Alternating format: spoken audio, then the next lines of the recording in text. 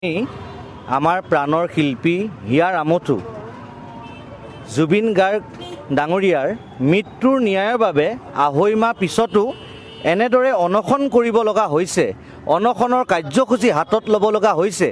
প্ৰথমে সেয়া আমাৰ বাবে এক অতি দুখজনক আৰু দুৰ্ভাগ্যজনক। আজি আমাৰ মুখ্যমন্ত্ৰী ডাঙৰীয়াই কি কৈ আছে?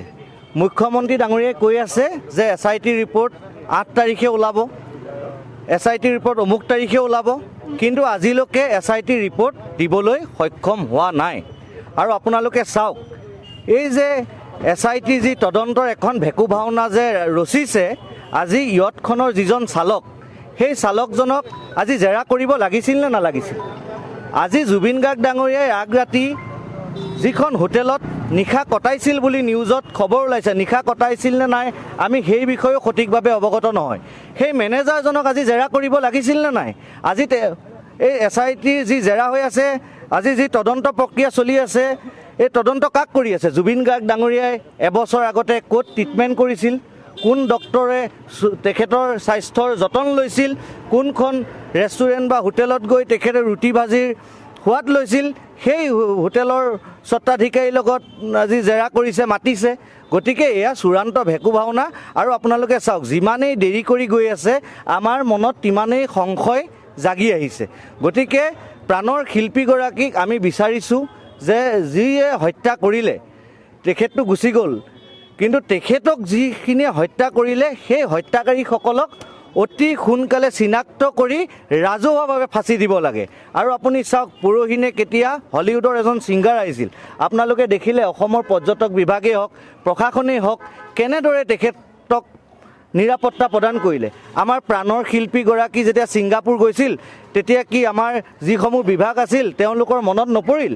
আজি যে আমাৰ কেন্দ্ৰীয় মন্ত্ৰী পবিত্ৰ মাৰ্ঘেৰিটাই যে খুব ঘনিষ্ঠ বুলি যে জহাই থাকে জুবিন গাৰ্গৰ লগত, তেওঁতো এটা বিভাগৰ দায়িত্বত আছিল, তেওঁ ক'ত শুই আছিল?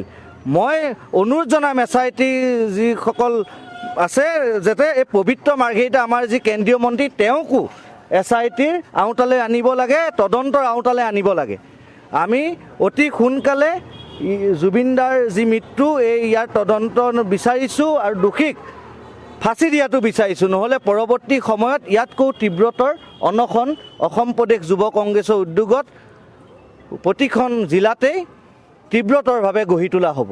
অসমৰ ৰাইজে বিচাৰিছে, এয়া কোনো দল সংগঠন বুলি নহয়, আমাৰ হিয়াৰ আমঠু, আমি যাৰ গান শুনি প্ৰতিটো প্ৰজন্ম ডাঙৰ হৈছে 90 দশকৰ পিছত। গতিকে তেখেতৰ যি মৃত্যুৰ তদন্ত, এয়া অকল এটা দল বা এজন ব্যক্তি বা সংগঠনৰ দাবী নহয়, এয়া সমগ্ৰ ৰাইজৰ দাবী।